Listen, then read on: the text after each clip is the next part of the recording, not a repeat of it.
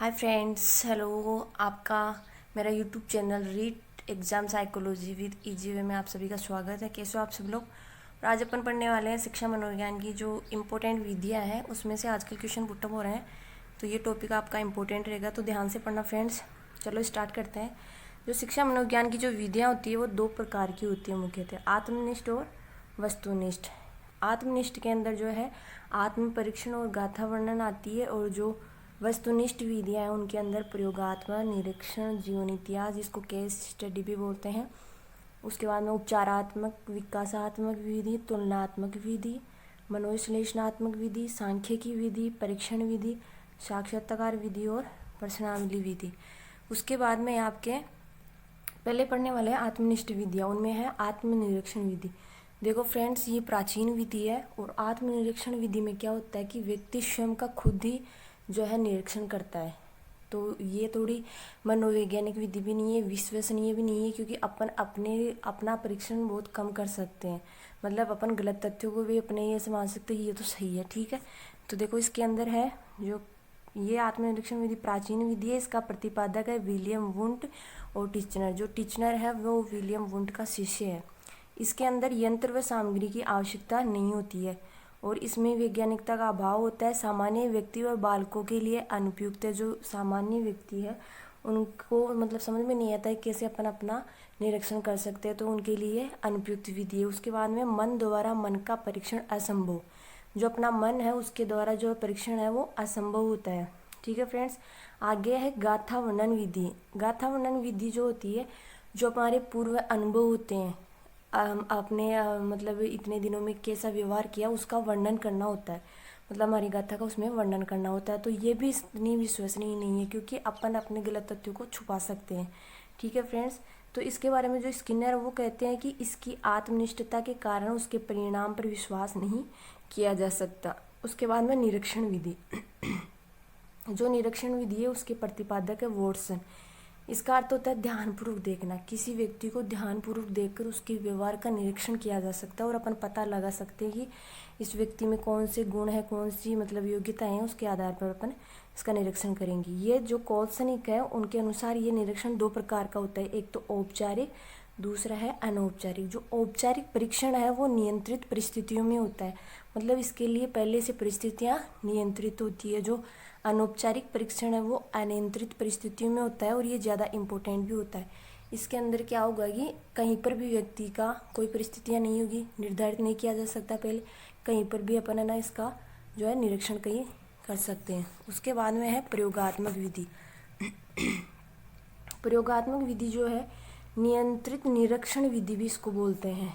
इसके अंदर क्या होता है कि कर्ता स्वयं अपने द्वारा निर्धारित परिस्थिति में व्यक्ति के व्यवहार का अध्ययन करता है। इसमें परिस्थिति निर्धारित कर दी जाएगी, और उसमें प्रयोग के द्वारा फिर व्यक्ति के व्यवहार का अध्ययन किया जाएगा। इस विधि में बालकों व व्यक्तियों व पशुओं के व्यवहार का अध्ययन किया जाता है। इस विधि का प्रतिपादक विलियम वुंट को माना जाता है, ठीक है।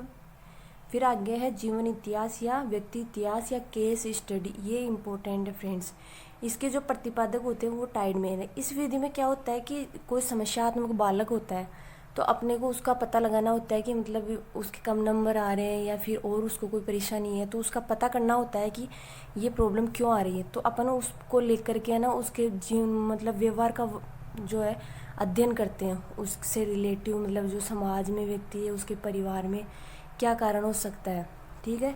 तो यह विधि अपराधी बाल अपराधी समस्याओं में मानसिक रोगियों के अध्ययन के लिए किया जाता है।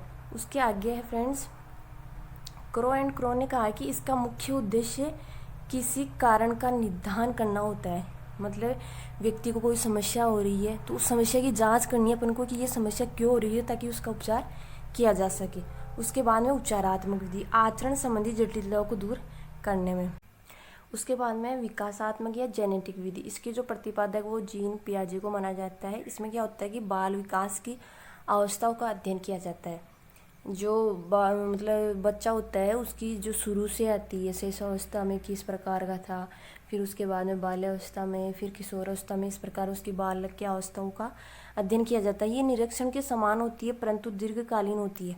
मतलब ये उसी के समान है। निरीक्षण में जैसे कि अर्थ मतलब ध्यानपूर्वक देखना था, तो इसका भी मतलब ध्यानपूर्वक देखना ही है, लेकिन ये नॉर्मल सामान्य रूप से देखकर इसका पता नहीं लगाया जा सकता। इसमें समय ज़्यादा लगता है क्योंकि अवस्थाओं का अध्ययन करना होता है। तो इसके बारे में जो गेरिट है उन्होंने कहा है कि इस प्रकार के अनुसंधान का अनेक वर्षों तक किया जाना अनिवार्य, इसलिए बहुत महंगा भी होता है। मतलब पहले व्यक्ति की शेषावस्था में अध्ययन किया जाएगा, फिर उसकी बाल्यावस्था में अध्ययन किया जाएगा, फिर किशोरावस्था में। तो ये खूब लंबा प्रोसेस हो जाता है और इसमें समय भी ज़्यादा हो गया और ये महंगा भी पड़ जाता है।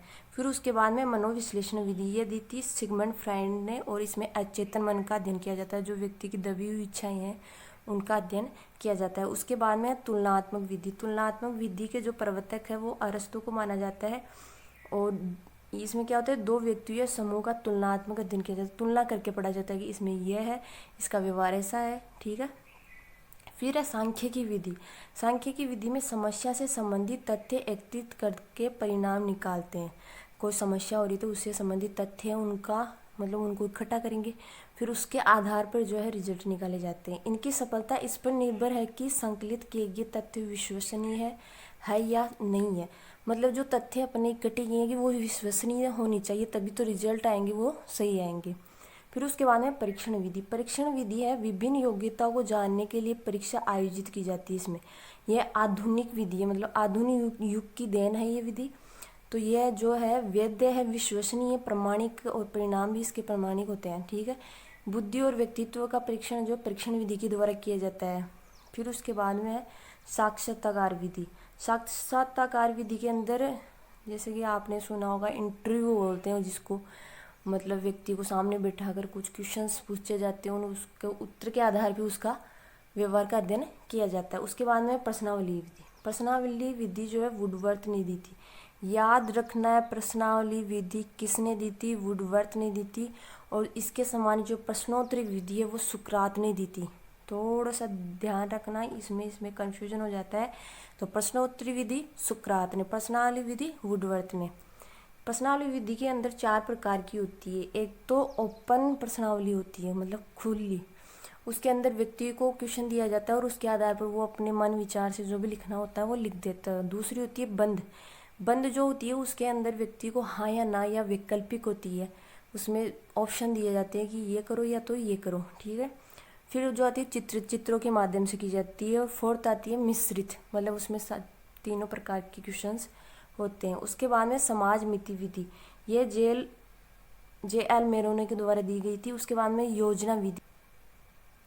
फिर उसके बाद में योजना विधि। जो योजना विधि है वो किलपेट्रिक ने दी थी, और ये इन्होंने जॉन डीवी से प्रेरित होकर दी थी। John Dewey learning by doing, मतलब इन्होंने ही बताया था कि बच्चे को जो है करके सीखना चाहिए। उसके बाद में खोज विधि, HE आर्मस्ट्रॉन्ग।